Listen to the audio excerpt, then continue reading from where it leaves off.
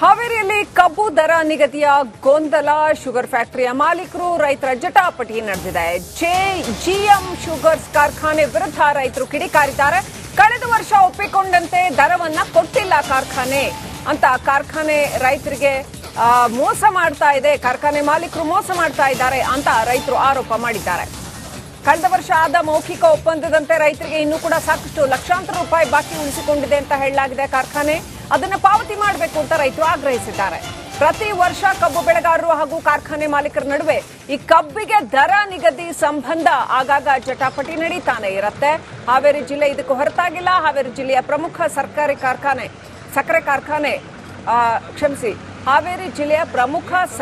ಕಾರ್ಖಾನೆ ಅಂತಂದ್ರೆ ಅದು ಹಾವೇರಿ ಸಹಕಾರಿ ಸಕ್ಕರೆ ಕಾರ್ಖಾನೆ. ಆರಂಭದಲ್ಲಿ ರೈತರ ಸಹಕಾರ ರಂಗದಿಂದ ಸ್ಥಾಪಿಸಲ್ಪಟ್ಟಂತಹ ಕಾರ್ಖಾನೆ ಅದು. ನಂತರ ಹಲವು ಏಳು ಬೀಳುಗಳನ್ನು ಕಂಡಿತ್ತು. ಈ ಹಿಂದೆ ಕಳೆದ ವರ್ಷ ಜಿಎಂ ಸಿದ್ದೇಶ್ವರ್ ಒಡೆತನದ ಕಂಪನಿ ಈ ಕಾರ್ಖಾನೆಯನ್ನ 30 ವರ್ಷಗಳ ಕಾಲ ಗುತ್ತಿಗೆಗೆ ಪಡೆದಿದೆ.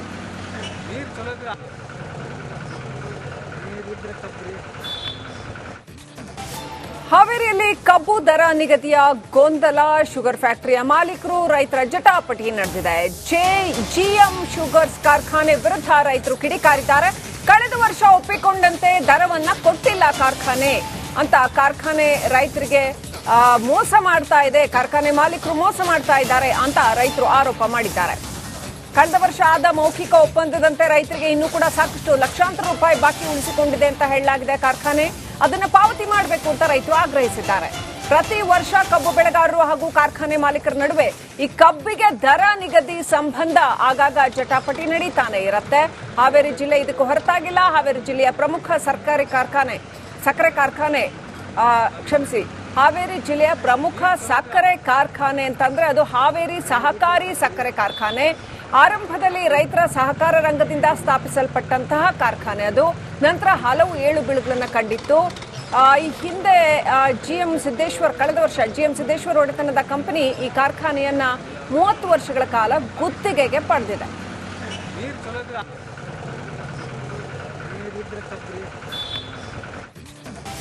ಹಾವೇರಿಯಲ್ಲಿ ಕಬ್ಬು ದರ ನಿಗದಿಯ ಗೊಂದಲ, ಶುಗರ್ ಫ್ಯಾಕ್ಟರಿಯ ಮಾಲೀಕರು ರೈತರ ಜಟಾಪಟಿ ನಡೆದಿದೆ.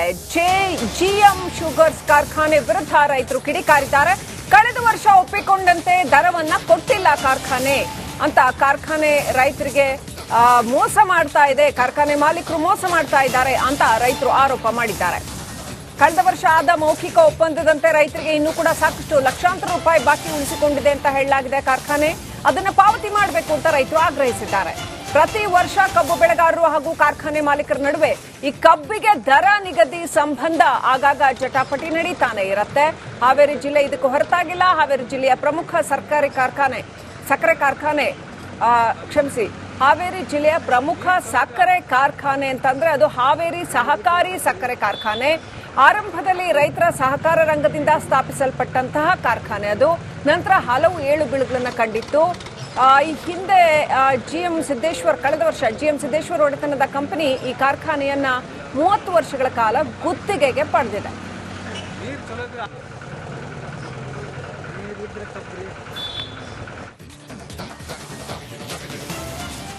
ಭತ್ತದ ಕಟಾವು ಯಂತ್ರದಿಂದ ಹಗಲು ಸುಲಿಗೆ ಆಗ್ತಾ ಇದೆ ಅನ್ನುವ ಆರೋಪ ಕೇಳಿಬಂದಿದೆ. ಯಂತ್ರಧಾರೆ ಯೋಜನೆ ಎದುರು ಕೂಡ ಪ್ರಯೋಜನವಾಗ್ತಾ ಇಲ್ಲ ಅನ್ನುವ ಆರೋಪ ಇದು. ಸರ್ಕಾರ ನಿಗದಿಪಡಿಸಿದ್ದು 1800 ರೂಪಾಯಿ, ಆದರೆ ರೈತರಿಂದ 2500ದಿಂದ 3000 ರೂಪಾಯಿವರೆಗೂ ಕೂಡ ಬಾಡಿಗೆಯನ್ನ ವಸೂಲಿ ಮಾಡಲಾಗ್ತಾ ಇದೆ. ಉಡುಪಿ ಜಿಲ್ಲೆಯಲ್ಲಿ ಅನ್ನದಾತರ ಜೇಬಿಗೆ ಕತ್ತರಿ ಬೀಳ್ತಾ ಇದೆ.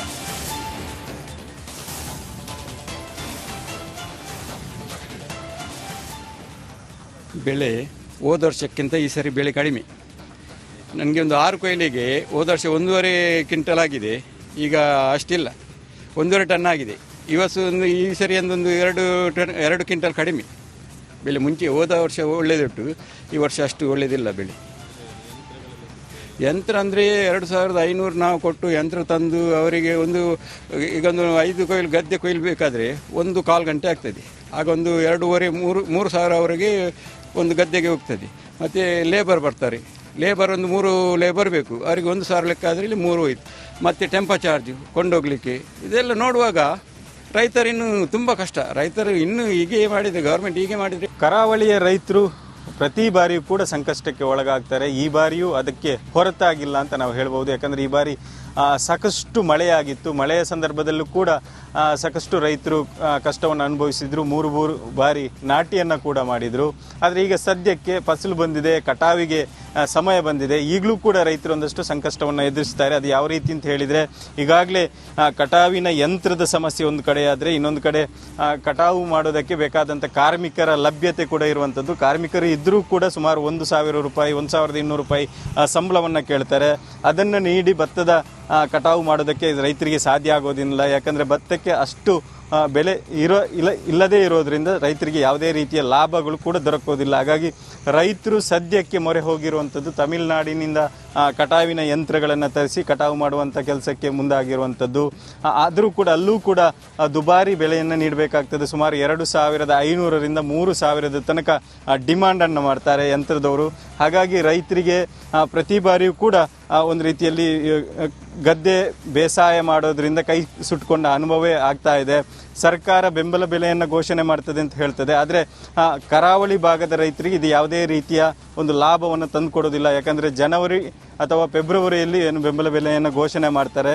ಆದರೆ ಕರಾವಳಿ ಭಾಗದ ರೈತರು ಅಕ್ಟೋಬರ್, ನವೆಂಬರ್ ಈ ತಿಂಗಳಲ್ಲಿ ಅಥವಾ ಡಿಸೆಂಬರ್ ತಿಂಗಳಿನಲ್ಲಿ ಕಟಾವನ್ನು ಮಾಡಬೇಕಾಗ್ತದೆ. ಯಾಕಂದರೆ ಸಾಕಷ್ಟು ಮಳೆ ಬೇಗ ಬರ್ತದೆ ಈ ಭಾಗದಲ್ಲಿ, ಕರಾವಳಿ ಭಾಗದಲ್ಲಿ. ಹಾಗಾಗಿ 3 ಬೆಳೆಯನ್ನು ಮಾಡಬೇಕು ಅನ್ನುವಂಥ ಉದ್ದೇಶ ಇರ್ತದೆ ಒಂದು ಕಡೆಯಿಂದ, ಅಥವಾ ಉತ್ತಮ ಬೆಳೆ ಆಗಬೇಕು ಅನ್ನೋಂಥ ಉದ್ದೇಶದಿಂದ ರೈತರು ಬೇಗ ಏನು ನಾಟಿಯನ್ನು ಮಾಡಿರ್ತಾರೆ.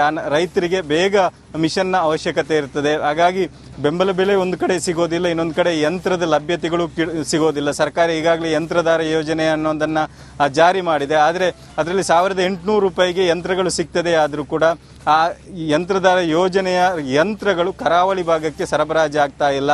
ಬೇರೆ ಜಿಲ್ಲೆಗಳಿಂದ ನಮಗೆ ಯಂತ್ರಗಳನ್ನು ತರಿಸಿಕೊಡಿ ಅನ್ನುವಂಥ ಒಂದು ಬೇಡಿಕೆಯನ್ನು ರೈತರು ಇಟ್ಟರೂ ಕೂಡ ಸರ್ಕಾರ ಅದಕ್ಕೆ ಸ್ಪಂದಿಸ್ತಾ ಇಲ್ಲ. ಹಾಗಾಗಿ ರೈತರು ಸುಮಾರು ದುಬಾರಿ ವೆಚ್ಚವನ್ನು ಮಾಡಿ ತಾವು ಮಾಡಿದ ಕೃಷಿಯನ್ನು ಉಳಿಸ್ಕೊಳ್ಳೋದಕ್ಕೆ, ಒಂದಿಷ್ಟು ಭತ್ತವನ್ನು ಉಳಿಸ್ಕೊಳ್ಳೋದಕ್ಕೆ ಪ್ರಯತ್ನವನ್ನು ಮಾಡ್ತಾ ಇದ್ದಾರೆ. ಸರ್ಕಾರ ಇನ್ನಾದರೂ ಎಚ್ಚೆತ್ತುಕೊಂಡು ರೈತರ ಕಷ್ಟಕ್ಕೆ ಗಮನ ಹರಿಸಬೇಕು. ಅದರಲ್ಲೂ ಪ್ರಮುಖವಾಗಿ ಕರಾವಳಿಯ ರೈತರ ಕಷ್ಟಕ್ಕೆ ಗಮನ ಹರಿಸಬೇಕಾಗಿದೆ. ಒಟ್ಟಿನಲ್ಲಿ ಸರ್ಕಾರ ಇನ್ನಾದರೂ ಎಚ್ಚೆತ್ತುಕೊಂಡು ರೈತರಿಗೆ ಬೇಕಾದಂಥ ಒಂದು ಸಹಾಯವನ್ನು ಮಾಡಲಿ ಅನ್ನೋದು ನಮ್ಮ ಆಶಯ. ಕ್ಯಾಮರಾ ಪರ್ಸನ್ ಅಂಕಿತ್ ಜೊತೆಗೆ Harish ಪಾಲೇಚರ್, republic Kannada, Udupi.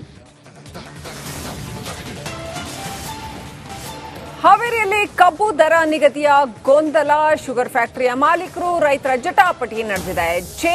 GM sugars ಕಾರ್ಖಾನೆ ವಿರುದ್ಧ ರೈತರು ಕಿಡಿಕಾರಿದ್ದಾರೆ. ಕಳೆದ ವರ್ಷ ಒಪ್ಪಿಕೊಂಡಂತೆ ದರವನ್ನ ಕೊಟ್ಟಿಲ್ಲ ಕಾರ್ಖಾನೆ ಅಂತ ಕಾರ್ಖಾನೆ ರೈತರಿಗೆ ಮೋಸ ಮಾಡ್ತಾ ಇದೆ, ಕಾರ್ಖಾನೆ ಮಾಲೀಕರು ಮೋಸ ಮಾಡ್ತಾ ಇದ್ದಾರೆ ಅಂತ ರೈತರು ಆರೋಪ ಮಾಡಿದ್ದಾರೆ. ಕಳೆದ ವರ್ಷ ಆದ ಮೌಖಿಕ ಒಪ್ಪಂದದಂತೆ ರೈತರಿಗೆ ಇನ್ನೂ ಕೂಡ ಸಾಕಷ್ಟು ಲಕ್ಷಾಂತರ ರೂಪಾಯಿ ಬಾಕಿ ಉಳಿಸಿಕೊಂಡಿದೆ ಅಂತ ಹೇಳಲಾಗಿದೆ. ಕಾರ್ಖಾನೆ ಅದನ್ನ ಪಾವತಿ ಮಾಡಬೇಕು ಅಂತ ರೈತರು ಆಗ್ರಹಿಸಿದ್ದಾರೆ. ಪ್ರತಿ ವರ್ಷ ಕಬ್ಬು ಬೆಳೆಗಾರರು ಹಾಗೂ ಕಾರ್ಖಾನೆ ಮಾಲೀಕರ ನಡುವೆ ಈ ಕಬ್ಬಿಗೆ ದರ ನಿಗದಿ ಸಂಬಂಧ ಆಗಾಗ ಜಟಾಪಟಿ ನಡೀತಾನೆ ಇರುತ್ತೆ. ಹಾವೇರಿ ಜಿಲ್ಲೆ ಇದಕ್ಕೂ ಹೊರತಾಗಿಲ್ಲ. ಹಾವೇರಿ ಜಿಲ್ಲೆಯ ಪ್ರಮುಖ ಹಾವೇರಿ ಜಿಲ್ಲೆಯ ಪ್ರಮುಖ ಸಕ್ಕರೆ ಕಾರ್ಖಾನೆ ಅಂತಂದ್ರೆ ಅದು ಹಾವೇರಿ ಸಹಕಾರಿ ಸಕ್ಕರೆ ಕಾರ್ಖಾನೆ.